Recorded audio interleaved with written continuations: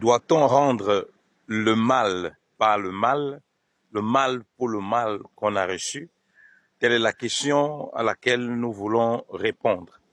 Que le Seigneur vous bénisse abondamment. Salut à vous, la grâce et la paix de notre Seigneur Jésus-Christ soit avec vous.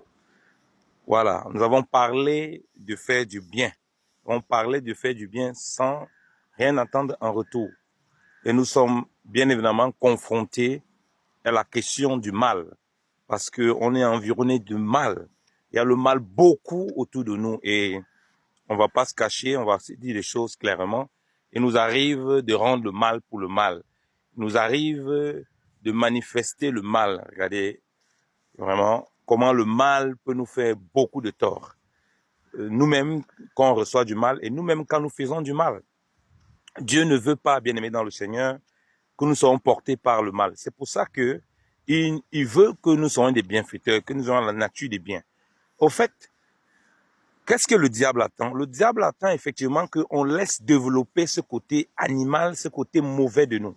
Parce que tout humain a ce côté de mal, a ce côté de violence, a ce côté animal, tout humain. Vous voyez? Parce que lorsque le péché rentre, il rentre pourquoi? Parce que l'homme a mangé l'arbre de ce qui était défendu par Dieu, l'arbre de la connaissance du bien et du mal, et du coup, il est porté énormément par l'envie du mal. Il est porté terriblement par le mal. On connaît le mal et le bien maintenant. Dieu dit dans sa parole dans Genèse chapitre 6, un peu partout, dans Jérémie, il dit que le cœur de l'homme est tortueux par-dessus tout. Et il dit que le cœur de l'homme est mauvais depuis son enfance. Donc, il n'y a pas un homme qui a un cœur bon en réalité. Ça n'existe pas. Nous essayons d'être bons. Mais en réalité, nos cœurs sont infectés comme par le poison du péché. Donc, et le mal maintenant peut être chez certaines personnes très amplifié, chez d'autres moins amplifié. Vous voyez, bien aimé dans le Seigneur.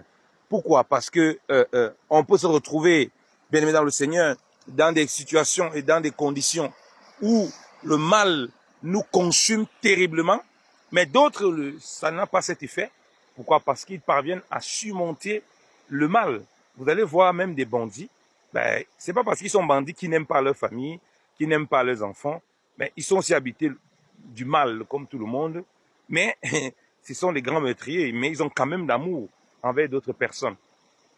Donc, lorsque on est porté par le mal, ça va varier d'une personne à l'autre. Donc, les bandits qui sont dans les prisons, les meurtriers, tout ça, ils ne sont pas pires que nous en réalité, ce que Dieu nous fait comprendre.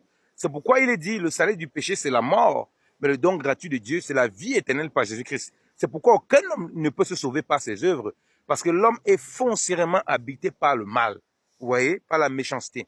Et c'est la raison pour laquelle nous disons que quand nous sommes portés vers le bien, quand nous avons le regard vers le bien, nous ne devons pas du tout regarder le mal. Si nous regardons le mal, nous n'allons plus faire ce que le Seigneur attend de nous et ce que Dieu veut de nous. Vous voyez, bien aimé dans le Seigneur. C'est pourquoi nous ne devons pas regarder le mal qu'on reçoit, même si parfois le mal peut être violent. On ne peut pas se dire un moment, ah non, moi j'ai assez subi le mal, maintenant je vais répondre, on va voir, ça suffit maintenant. Non. Si vous tombez dans ce cercle, vous allez ouvrir une porte que vous ne pourrez plus fermer. Parce que c'est ça que le diable attend. La Bible dit que d'être sobre, d'être vigilant. Car notre adversaire, le diable, il rôde comme un lion rugissant autour de nous pour voir qui il va dévorer. Et il se nourrit des œuvres de la chair et du mal. Dès que vous allez essayer de répondre au mal pour le mal, au mal par le mal, vous allez voir que ça va entraîner généralement un enchaînement. Vous voyez? Parce que lorsque vous bloquez par la nature de bienfaisance, ce mal-là, c'est comme une barrière qui bloque des eaux. Vous voyez, non? Des eaux, parce que vous êtes en train de tuer la chair pour que le bien soit toujours mis en avant. Donc, lorsque vous bloquez cela, l'ennemi attend que vous cassez la barrière. Lorsque vous cassez la barrière, c'est comme, voilà, comme dit, un barrage d'eau. L'eau coule, et puis ça va dans tous les sens, et puis vous ne parvenez plus à vous rattraper. Le temps maintenant que vous rattrapez, c'est que du remords. Oui, en tant qu'humain, ça nous arrive d'avoir ces sauts où on s'énerve, on a reçu du mal, nous on va réagir mal, mais on doit se retenir, on doit s'abstenir directement et aller auprès du Seigneur et réparer ça, parce qu'on sait que ce n'est pas le modèle que Dieu nous a donné. Ce n'est pas le bon modèle, au fait. Ce n'est pas le modèle qui correspond à un enfant de Dieu. Parce qu'un enfant de Dieu est porté par le bien et non par le mal. Un enfant de Dieu est porté par la vérité et non par le mensonge. Un enfant de Dieu ne laisse pas que le mal le domine.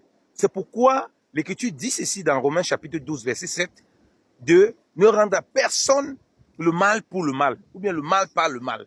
Personne ne doit rendre comme cela. La Bible dit de surmonter le mal par le bien. Oui, bien le Seigneur. Si Dieu nous demande de surmonter le mal par le bien, c'est parce qu'il sait qu'on serait tenté à produire le mal, ou bien parce que c'est que naturellement de l'homme, ayant cette nature de péché, de temps en temps, ça peut nous arriver de faire du mal, parce que nous ne sommes pas parfaits, et qu'on sera tenté à s'installer là-dedans, à dire, bon, ça suffit maintenant. On commence aussi à être des personnes haineuses, et on commence aussi à être des personnes qui répondent aussi. Regardez le mal qu'il y a aujourd'hui dans les réseaux sociaux. La violence avec laquelle les gens s'expriment dans les réseaux sociaux. Un tel mal que si tu ne t'amuses, toi-même, tu vas te retrouver dedans. Les gens insultent des personnes qui ne connaissent pas, parlent mal des personnes qui ne connaissent pas, aiment la violence, aiment la méchanceté. Vous voyez, l'Écriture nous a prévenu de cela.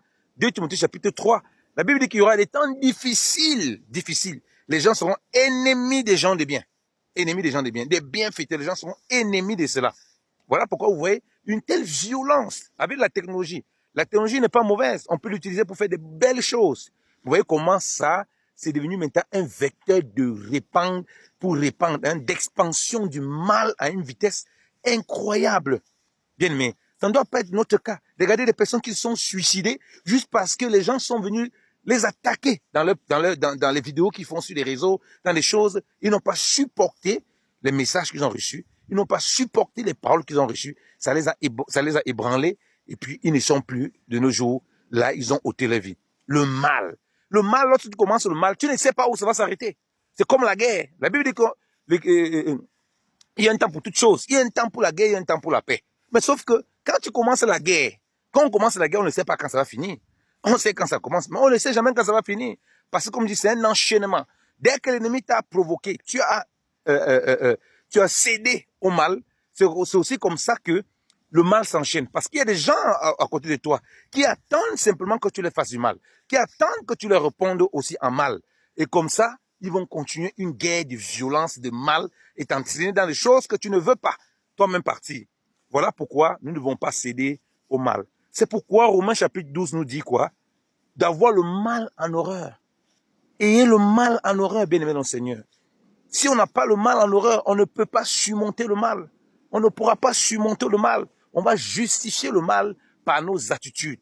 Mais si tu as le mal en horreur, quand tu fais du tort à quelqu'un, tu es mal à l'aise, tu n'es pas bien, tu ne te réjouis pas du mal, car tu es porté par la charité de Dieu. La Bible dit quoi? La charité supporte tout. Elle croit tout. Elle ne laisse pas le mal la dominer. C'est pourquoi il est dit de surmonter le mal par le bien. Bien-aimés dans le Seigneur, surmontons le mal par le bien et ne laissons pas le mal nous dominer. Donc, rendre le mal pour le mal n'a jamais été une solution et ne sera jamais une solution pour résoudre un problème de tort qu'on a reçu. Vous pouvez voir certaines personnes qui vous font du mal, mais vous vous éloignez de ces personnes parce que ce sont des personnes nocives. L'Écriture précise quoi?